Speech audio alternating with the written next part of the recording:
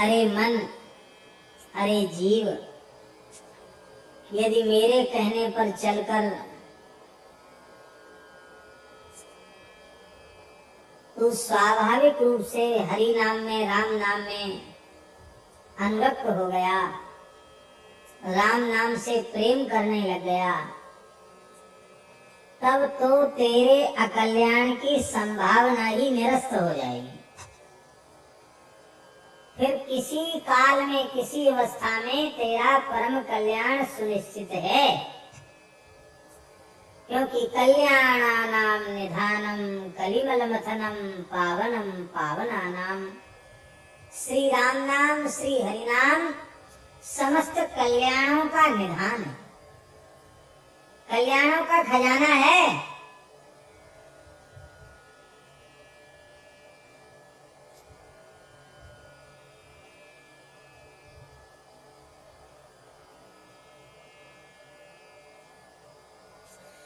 भयंकर सर्दी में कोई व्यक्ति ठिठुर रहा हो,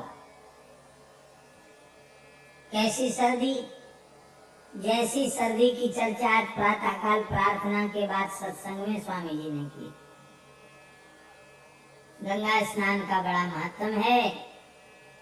माघ महीना में ऋषिकेश में गंगा जी नहाने वाले लोग भी हैं, लेकिन वो बर्फीला एकदम पानी और माघ का महीना, और गंगा जी में गोता लगाते ही हाथ पांव सब शून्य हो जाते हैं, कपड़ा भी निचोड़ते पकड़ते बनता नहीं है, हाथ हरे नीले पड़ जाते ठंड के कारण। तो वह जो अत्यंत शीत से व्यथित है, उसको खूब सुंदर प्रज्वलित अग्नि सेकने के लिए, तापने के लिए मिल जाए तो उसको शांति आ जाती है।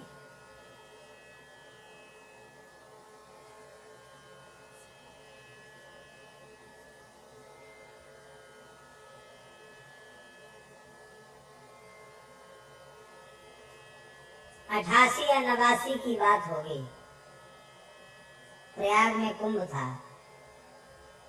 89 में था शायद, पूर्ण कुंभ था। तो हम भी कुछ दिन कुंभ में रहे थे। एक दिन इतनी जोर की ठंड थी, ठंड तो रहती है, माघ का महीना रहता है। सवेरे गंगा जी में स्नान करने गए और इतनी भयंकर ठंड थी, उस दिन बर्फ तक जम गई थी गाड़ियों पर, और उस ठंड में गोता लगाए और फिर मन में भाव हुआ कि उत्तमा तार को पेटा कर लें। तारा मंडल हो तो उत्तम संध्या होती है, तो वही संध्या भी कर लिए। ठंड तो थी, और कटी पर्यंत जल में खड़े होके संध्योपासन भी कर लिया। अब यहाँ तक तो हो गई बात। अब जब बाहर निकले तो ना अचला छुआ जाए, ना कॉपीन उतारने का साहस, हाथ पांव नीले पड़ गए, शून्य हो गए, लगे हाथ है कि नहीं, ऐसी। और जहां रुके थे वो काफी दूर था, नाक बह रही, आंख बह रही ठंड के मारे, और ठिठुरते हुए चले आए शिविर में। एक त्यागी महात्मा थे, वो उनके यहाँ धूनी हमेशा प्रचंड रहती थी, खूब लकड़ कंडा उनके पास इकट्ठा था, लेकिन वे इतने तेज कि धूनी पे कोई आ जाए तो कोई जलता हुआ लकड़ लेके दौड़े, कोई चिपिया लेके दौड़े, कोई नहीं आ सकता उनके पास। और पता नहीं कैसे उन्हें बेचारों को बड़ी दया आ गई उनको देख के। बोले, बालक भगवान, ठंड लग गई है, यहाँ आ जाओ। शरीर पर गीले कपड़ा था, बैठ गए वहां, तापा। थोड़ी देर में जैसे जैसे अग्नि लगी, तत्पत महत्व चला शीत काल में अग्नि का कितना महत्व होता है। धीरे धीरे हाथ पांव में चेतना आई, फिर बाद में कपड़ा बदला। बाद में महात्मा इतना स्नेह करने लगे, बोले यहीं आ जाया करो, यहीं संध्या भजन किया करो। और यही धुनी में एक पिक्कड़ हम आपको दे दिया करेंगे, तो वहां प्रसाद की व्यवस्था भी होगी ठाकुर जी की कृपा से। तो कहने का आशय ये है कि शीत से अत्यंत व्यथित व्यक्ति उसके दुख की निवृत्ति अग्नि के सेवन के बिना संभव। अग्नि का सेवन करेगा तो ही उसकी दुख की निवृत्ति होगी। तो कली का जो प्रभाव है ना,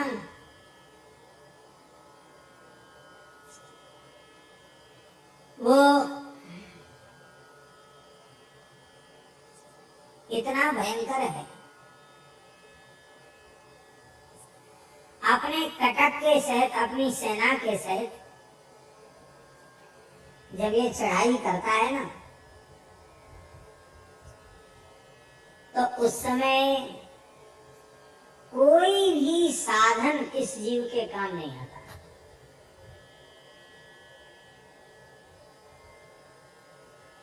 इसलिए काम नहीं आता कि नारद जी का पद्म पुराण में वचन है, कलि दावा नले नाद्य साधनम भस्मतांगतम। कली के प्रचंड दावानल में ये साधन समुदाय भस्म हो गया, सूखे जंगल के समान भस्म हो गया।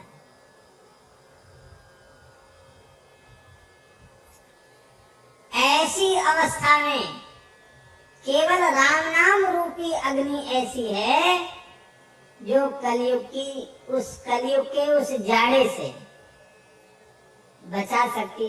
अब देखो, जाड़ा थोड़ी समाप्त होता, जाड़ा तो रहा था, सर्दी तो रहती है, सर्दी खत्म नहीं होती। आग जलाने से सर्दी थोड़ी खत्म हो जाएगी। पर जो अग्नि का सेवन करेगा, अग्नि के निकट बैठेगा, उसका शीत अवश्य निवृत्त हो जाएगा। इसी तरह से हम आप कलयुग नहीं बदल सकते, पर राम नाम रूपी अग्नि का सेवन करेंगे तो कलयुग का जाड़ा प्रभाव करेगा नहीं। जो अग्नि के पास बैठेगा उसको जाड़ा नहीं लगेगा।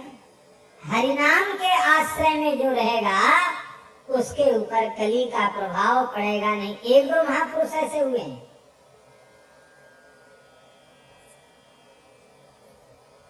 श्री नामाचार्य हरिदास ठाकुर,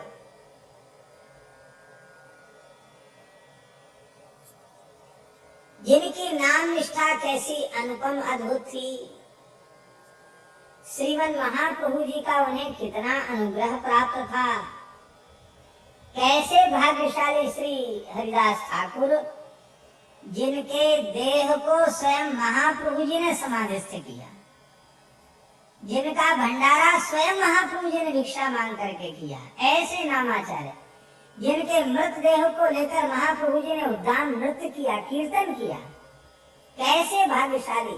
हम समझते हैं यदि रामावतार के काल के सबसे भाग्यशाली जटायु हैं, कृष्णावतार के काल के सबसे अधिक भाग्यशाली पितामह भीष्म हैं, तो चैतन्य अवतार काल के सबसे अधिक भाग्यशाली श्री नामाचार्य हरिदास ठाकुर हैं, जिन्हें महाप्रभु का इतना वात्सल्य, इतना स्नेह, इतनी कृपा, इतनी करुणा प्राप्त हुई।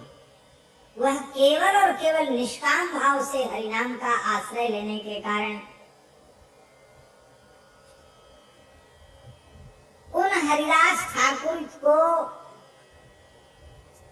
पथ भ्रष्ट करने के लिए, कलंकित करने के लिए दुष्टों ने न जाने कैसे कैसे षड्यंत्र रचे। वेश्या को भेज दिया, लेकिन वह भी हरिदास ठाकुर की सन्निधि पाकर के परम साध्वी हो गई, नाम निष्ठ भक्ता हो गई। उसके जीवन का अध्याय ही बदल गया, मानो उसकी मोह रूपी, विषय रूपी रात्रि विदा हो गई और विवेक रूपी सूर्य का उदय हो गया, न प्रभात उसके जीवन में हो गया। कल तक जिसके जीवन का ऐसा एक पक्ष था और अब वह दूसरा ही पक्ष हो गया।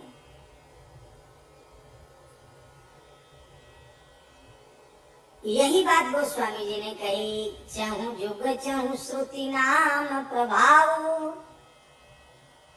कली में बोले कली विशेष नहीं आन पाऊ। कलयुग में विशेष इसलिए है कि नाम को छोड़ करके दूसरा कोई उपाय तो बहुत है, पर युग की भयंकरता के कारण सारे उपाय किसी न किसी दोष से ग्रसित हो गए हैं। सबके ऊपर कलयुग का प्रभाव पड़ गया। केवल और केवल राम नाम, हरि नाम, कृष्ण नाम, गोविंद नाम ऐसा है, चाहे जैसा भयंकर कलयुग आ जाए, भगवान नाम पर प्रभाव नहीं पड़ सकता। वो तो विशुद्ध ही रहेगा, विशुद्ध ही है।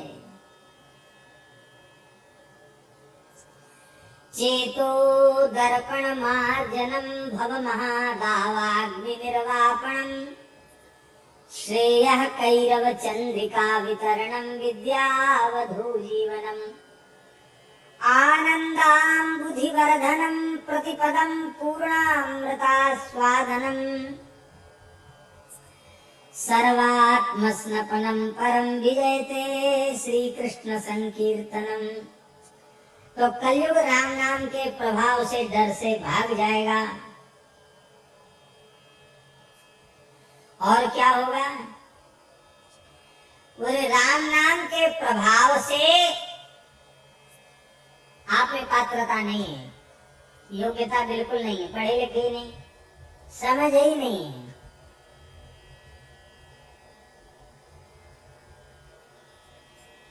लेकिन केवल राम नाम जपने लग जाओ तो राम नाम के प्रभाव से सब कुछ प्राप्त हो जाए। हमारे महाराज जी सुनाते थे, पहाड़ी बाबा महाराज, खाक चौक में एक महात्मा थे, बहुत पुरानी बात है, उनका नाम दामोदर दासी था, हमने उनको नहीं देखा। तो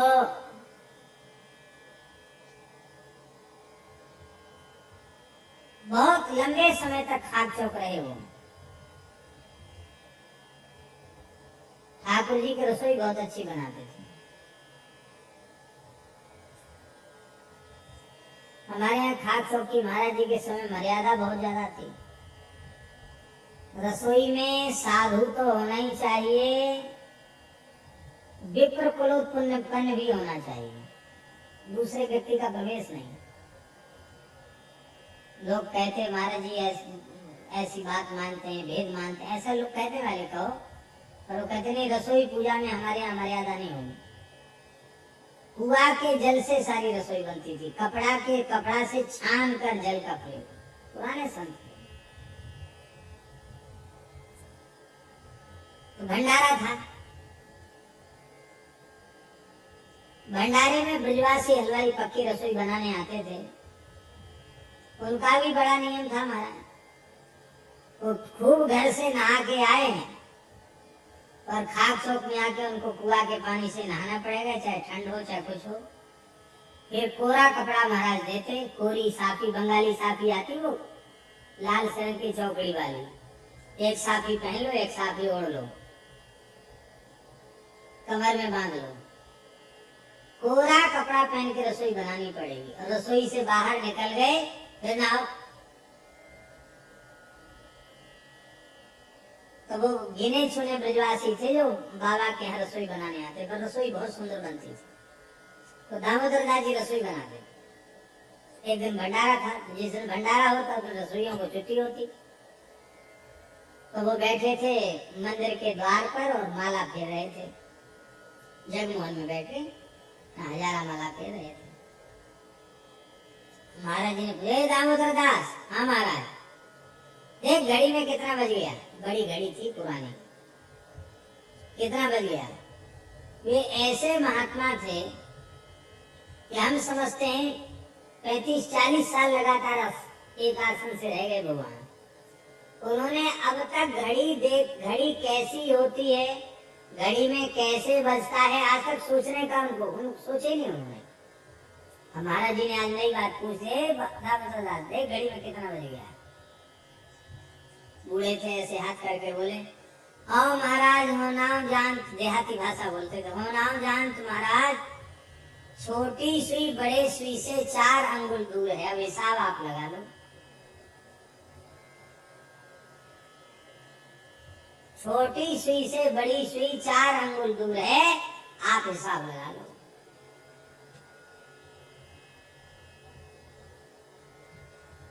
बारह बजने में 5 मिनट कम थे। वो ये नहीं कि गिनती जानते थे कि 12 की संख्या कैसी होती है, 8 की संख्या कैसी, वो कुछ नहीं समझते। बड़ी सुई छोटी सुई से 4 अंगुल दूर है। महाराज बोले, है तेरी जरे तेरी, बुढ़ा हो गया, मरने को आया, अब तक घड़ी देखना नहीं आया, खाली माला फेरता है और कुछ नहीं आता है। राम राम राम, कुछ नहीं आता है। ऐसे सरल महात्मा थे। महाराज जी बोले, दामोदर दास बैसाख की विदाई कब करोगे? महीना की विदाई होती थी महाराज के यहाँ, कड़ी पकौड़ी बन के तब महीना की विदाई होती थी। बैसाख की पूर्णिमा थी, कड़ी पकौड़ी, कड़ी छोंक दी उन्होंने, पकौड़ी बना दी और बस अब अपने बैठ गए भजन करने। मंदिर में भोग सर गया, गए पंगत तो कर ले। महाराज भजन करते करते भगवत धाम चले गए, हाथ में माला, 12 तिलक, भजन करते करते ठाकुर जी के यहाँ चले। महाराज जी कहते थे, पढ़े लिखे लोगों के कल्याण में तो संदेह देखा, पर भोले भाले बिना पढ़े लिखे राम राम जपने वाले, उनका बड़ी सरलता से कल्याण होते देखा है हमने। ऐसी कई घटनाएं सुनाते थे।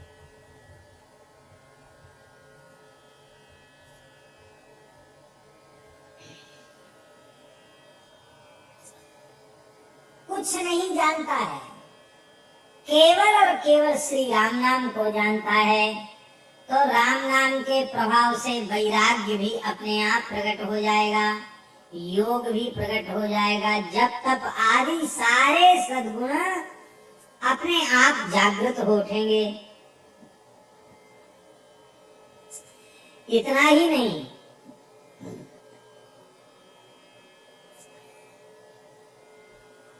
सारी कर्म राशि क्षीण हो जाएगी। विधाता ने जो उल्टा पलटा कुछ तेरे कपाल पर लिख दिया है, और राम नाम के प्रभाव से अनुकूल फल देने की सामर्थ्य तो विधाता की लिपि में रही आवेगी, लेकिन जो प्रतिकूल कुछ लिख दिया है विधाता ने ललाट पर, वो प्रतिकूल फल देने की सामर्थ्य विधाता की लिपि में भी नहीं रह जाएगी।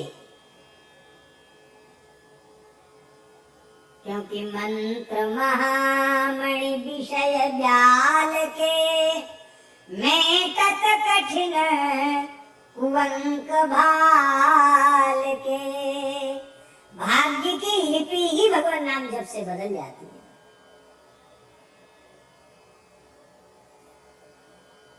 भाग्य की लिपि बदल जाती है।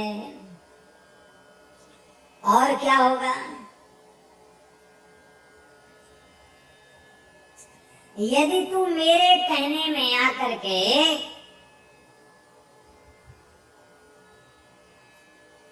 राम नाम का स्नेह पूर्वक जप करेगा, तब तुझे अमृतमय राम नाम का लड्डू झिककर खाने को मिलेगा। लड्डू मिलेगा जीवने को।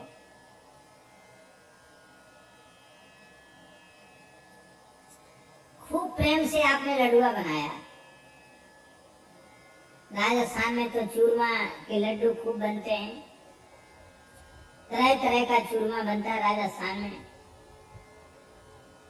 और हमारे महाराज जी कहते चूरमा एक कंगला साई होता है, एक त्यागी साई होता है। बोलो भक्त वत्सल भगवान की। कंगला साई कैसा? बोले चूरमा का लड्डू तो बन गया, पर मुंह में खाने से चिपकता है चूरमा, वो कंगला साई है। और त्यागी साई क्या है? बोले चूरमा का देसी चूरमा। देसी चूरमा अलग होता है। देसी चूरमा क्या है? बढ़िया मूंगन डाल करके सुंदर बाटी बनाई और बाटी बनाकर कंडे की आंच बाटी बना करके टिक्कर बना के उसकी विभूति झाड़ के उसी को उसका चूरमा बना दिया। उसमें थोड़ा गुड़, उसमें घी और इतना घी कि लड्डू ऐसे हाथ में चूरमा का लो तो उंगलियों के नीचे से टप टप घी गिरने लग जाए। उसको महाराज कहते थे त्यागी साई चूरमा। एक कंगला वाला कंगला साई चूरमा, एक त्यागी साई चूरमा। लड़ुआ हाथ में ले तो घी टपकने लग जाए, ऐसा चूरमा। चुचेमा घी का, चुचाने वाला घी, ऐसा चूरमा। पर महाराज ऐसा चूरमा आप कितना खाओगे? ज्यादा तो नहीं खा सकते। मान लो कथनचित खा ही गए ज्यादा तो डकार आएगी, बदहजमी हो जाएगी, पेट चढ़ जाएगा, पेट चल जाएगा, जाने क्या क्या उपद्रव नहीं हो जाएंगे। और कहीं आजकल जो बीमारी चलती है शुगर की बीमारी, महाराज जी कहते थे शुगर की बीमारी, वो शुगर नहीं बोल पाते थे, शुगर कहते थे। ए तुझे शुगर हो गया है? शुगर हो गया नहीं, तेरे शुगर हो गया है। जिसको शुगर हो जाता और उनको पता चल जाए इसको शुगर है, उसको कभी गुलाब जामुन, लड्डू, जलेबी, बूरा परोसने को बिल्कुल छूने नहीं देते उसको। अरे इसका भगवान ने खुद ही बंद कर दिया, साधुओं को मार देगा, भूखा कुछ नहीं खिलाएगा। जो झिक्के खूब शक्कर खा सकता वही खिलावे। बड़ा आनंद था उनके समय में भंडारे का। तो यदि आपको शुगर हुआ और आपने स्वाद में ज्यादा खा लिया तो शुगर बढ़ जाएगा तो भी खतरा, और शुगर बिल्कुल घट गया तो भी खतरा। बड़ी विचित्र स्थिति है। पर ये राम नाम रूपी, हरि नाम रूपी लड्डू चाहे जितना खाओ, इससे कोई उगर सुगर नहीं होगा, भवरोग समाप्त हो जाएगा। और महाराज इस प्राकृत लड्डू के खाने से तो तृप्ति होगी, और हरिनाम रूपी लड्डू जीवन भर खाते चले जाओ। 22-22 घंटा तक लड्डू खाने वाले, जीवने वाले महापुरुष भये हैं। 22.5 घंटे तक लड्डू जीवने वाले भये हैं, लेकिन संतोष उन्हें भी नहीं हुआ। संत श्री दादू दयाल जी के संबंध में हमने सुना है कि 1 खरब राम नाम का जप किया था उन्होंने। कितना? आजकल के लोग विश्वास ही नहीं करेंगे। 100 करोड़ का 1 अरब और 100 अरब का 1 खरब, यही है ना? 1 खरब राम नाम का जप किया था। कल्पना, कपोल कल्पित बात नहीं है, सच्ची बात है। और जब संत श्री दादू दयाल जी भगवत धाम जाने लगे तो दादू दयाल जी रोने लगे, उनके नेत्रों से आंसू बहने लगे। उनके साधकों ने, शिष्यों ने पूछा, महाराज आपने जीवन भर राम नाम का जप किया है और आप तो महान त्यागी, तपस्वी, विरक्त, जीवन मुक्त महापुरुष हैं, ब्रह्म स्वरूप हो चुके हैं। आपका कहीं भी शरीर संसार में राग नहीं है, न शरीर में अहंता है और न संसार के प्रति आपकी ममता है। फिर आप मृत्यु के क्षण में क्यों रो रहे हो? मृत्यु के क्षण में रोना उनको पड़ता है जिनके शरीर में अहंता है, संसार में ममता है। आप क्यों रो रहे हो?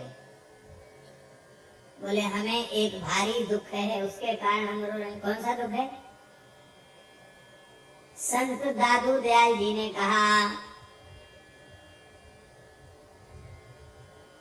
देह हवाले हो रही, होश रही मन माही, दादू जैसा नाम था वैसा लीना नाही। देह तो पंच तत्वों में मिलने वाली है, पर हमारे मन में एक ही बात की होश रहेगी, हम भजन नहीं कर पाए। जैसा नाम था वैसा नाम हमने नहीं लिया, ऐसे ही समय हमारा नष्ट हो गया। भजन से संतोष नहीं हुआ, इसलिए रो रहे।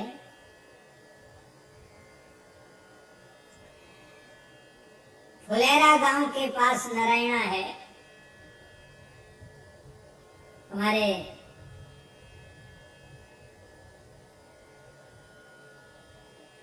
एसडीएम जी जहाँ के हैं, तो हम वहाँ नारायणा गांव गए, दादू दयाल जी का स्थान। तो उस कोठरी में, जिस कोठरी में दादू दयाल जी भजन करते थे, कितनी बड़ी कोठरी है महाराज,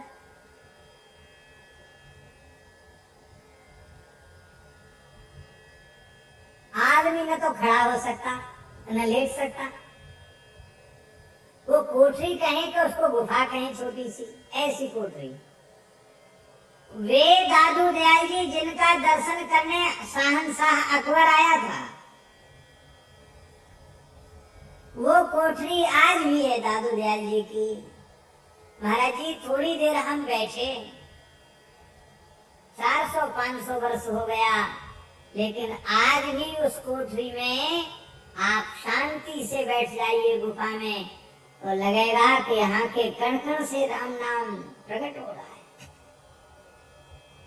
आप थोड़ा अंतर्मुख होके बैठ जाइए, चित्त की वृत्ति स्वाभाविक रूप से शांत हो जाती है। स्वाभाविक रूप से नाम में मन लगने लग जाता है। ये क्या है? ये जिस स्थान पर संत ने बैठकर राम नाम किया, उस स्थान का प्रभाव, उनके द्वारा किए गए भजन का प्रभाव उस स्थान में आज तक व्याप्त है। रोम रोम से भगवान नाम प्रकट होने लग जाता है। कल जिन संत का हम दर्शन करने गए थे, श्री दुधिया बाबा, उन्होंने एक महान संत का, कई संतों का स्मरण किया। उनमें उन्होंने एक राधे श्याम बाबा का स्मरण किया, झाड़करी जंगल का स्मरण किया, राधे श्याम बाबा का स्मरण किया उन्होंने। श्री राधे श्याम बाबा ने झाड़करी के जंगल में 56 वर्ष, महाराज जी 1 वर्ष 2 वर्ष नहीं, कितने वर्ष, 56 वर्ष झाड़करी के जंगल में एक स्थान पर एक जगह रह करके और 1 दोना छाछ पीते थे महाराज जी। 24 घंटे में 1 दोना छाछ और इतना सा गुड़, बस ये ही आहार था और कोई आहार नहीं था। 56 वर्ष तक उन्होंने नाम जप किया। कितने वर्ष तक, कितनी संख्या में किया? 1 अरब महामंत्र का जप किया, 1 अरब की संख्या में। अब वो उनकी गिनती भी अलग ही थी। हरे राम राम राम हरे हरे, हरे कृष्ण कृष्ण कृष्ण हरे हरे, इसको 16 गिनती नहीं किया उन्होंने, 1। हरे राम राम राम हरे हरे, हरे कृष्ण कृष्ण कृष्ण हरे हरे, 1। इस प्रकार की गिनती से 1 अरब महामंत्र का जप किया। कल बाबा कह रहे थे कि आज भी वहां शुद्धात्मा से कोई छाछ लेता है और छाछ भोग लगाता है, तो आज वह कदम के पत्तों में दोना आ जाते हैं। उन्होंने एक बार मन में मनोरथ किया राधे श्याम बाबा ने कि ठाकुर जी के लिए कदम के पत्ते के दोना बन जाते थे और उनमें ठाकुर जी छाछ पीते थे। कितना कदम का पत्ता इतना सा होता है, दोना कितना बनेगा, इतनी सी दोनी बनेगी, 2-4 तोला छाछ आएगी, ऐसा उनके मन में आया। तो महाराज जो भजन कर रहे थे, उन्होंने देखा पेड़ के ऊपर, तो कदम के पत्ते में इतने बड़े बड़े दोना थे कि एक एक पत्ते का एक दोना, अपने आप बना हुआ, प्राकृतिक रूप से बना हुआ दोना, जिसमें 3 पांव तक छाछ आ जाए। आप सोचो, आपकी बुद्धि कल्पना कर सकती है कि कदम, देसी कदम के पत्ता में 3 पांव छाछ आ जाए। वे राधे श्याम बाबा जिनको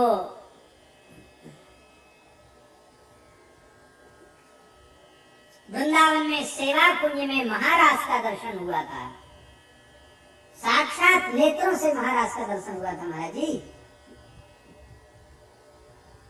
और बाबा का नाम पहले सीताराम दास जी था, डाकोरिया संत थे वो। और राधा रानी आई, नृत्य करते हुए श्री जी आई, और श्री जी ने आकर बाबा के सिर पे हाथ रखकर कहा, बाबा तेने दर्शन कर लिए, अब तू राधे श्याम है जा। श्री जी बोले तू राधे श्याम है जा। और बाबा इसके बाद वहां से बाद गिरिराज जी में आए, तो अपने आप ब्रजवासी उनसे राधे श्याम बाबा कहने लगे, अपने आप। उन्होंने किसी को नहीं बताया कि राधा रानी जो बाबा तू राधे श्याम है जा। और सबरे ब्रजवासी के बाबा बाबा राधे श्याम, बाबा राधे श्याम। तो बाबा राधे श्याम, बाबा राधे श्याम होके राधे श्याम बाबा है गए।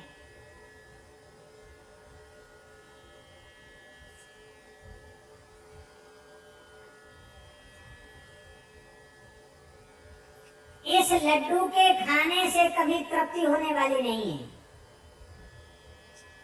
कोई रोग आदि व्याधि शरीर में बढ़ जाएगी ऐसा नहीं। इसकी मिठास शुगर बढ़ाने वाली नहीं है। राम नाम रूपी लड्डू ये तो महाराज भवरोग रूपी महाव्याधि का समन करने वाला ये मोदक है। हमारे यहाँ साधुओं में पंगत में जो सिया हरि नारायण गोविंद बोलते हैं, उसमें तरह तरह के कीर्तन हैं। उसमें एक ये भी है, राम नाम लड्डू गोपाल नाम खीर, हरि को नाम मिश्री आए घोर घोर पी, सिया हरि नारायण गोविंद भज रामा कृष्णा गोविंद। लो भाई, राम नाम लड्डू गोपाल नाम खीर और हरि को नाम मिश्री आए घोर घोर पी। सारी मिठाई भगवान नाम में। यही बात ईश्वर में गोस्वामी जी कह रहे हैं। बोले राम नाम रूपी लड्डू को प्रेमामृत में, प्रेमामृत रूपी चीनी में पाग करके, राम नाम रूपी लड्डू को प्रेमामृत रूपी शक्कर में पाग करके तू खाएगा तो सदा सदा के लिए तुझे संतोष हो जाएगा। फिर तुझे इन देह गेह में आसक्त विषयी पुरुषों के द्वार पर अन्न धन द्रव्य दक्षिणा इसके लालच को लेकर गृहस्थियों के द्वारों पर भटकना नहीं पड़ेगा। फिर तुझे परम संतोष प्राप्त हो जाएगा। और अंतिम में तो कहते हैं कि कल्प वृक्ष के नीचे जाकर मांगना पड़ेगा, पर राम नाम रूपी कल्प वृक्ष की छाया में बैठ जाओगे, बिना चाहे, बिना मांगे, बिना कहे, बिना किए सब कुछ हो जाए। और तेरा परमार्थ भी सिद्ध हो जाएगा। तेरा परमार्थ तो सिद्ध हो ही जाएगा, तेरे स्वार्थ सिद्धि में भी किसी प्रकार की कमी नहीं रह जाएगी।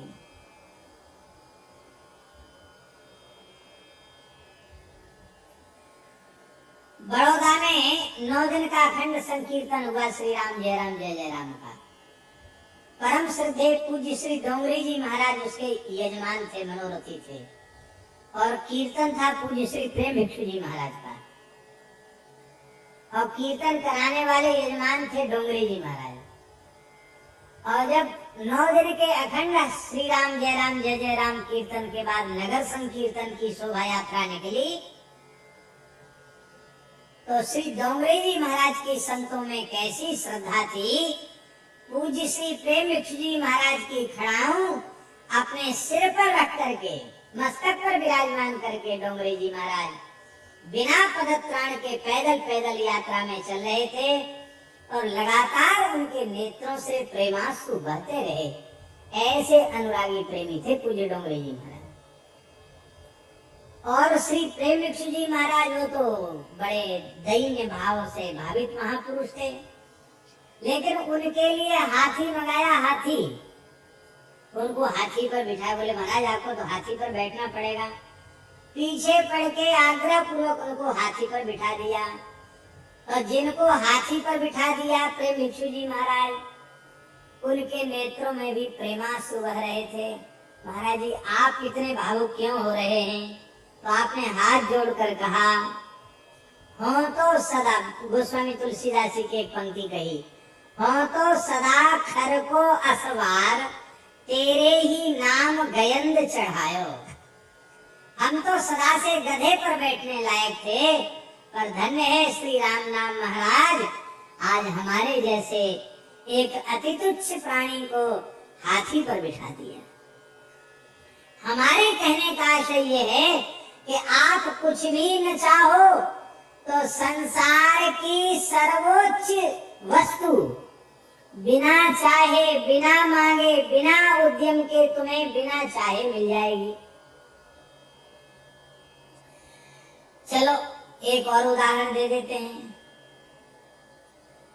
कल श्री स्वामी नवलराम जी महाराज ने एक बात हमको बताई, बड़ी अच्छी लगी। उन्होंने बताया कि परम श्रद्धेय स्वामी श्री राम सुखदास जी महाराज, उन्होंने अपने गुरु जी महाराज का जो परम पद प्रयाण हुआ, राम धाम गमन हुआ, तो राम धाम गमन के बाद उन्होंने उनका बड़ा विशाल भंडारा किया। जैसे उत्सव होता है, वैकुंठ उत्सव सब बनाया और इतनी उदारता पूर्वक उत्सव किया कि उसमें कर्ज हो गया।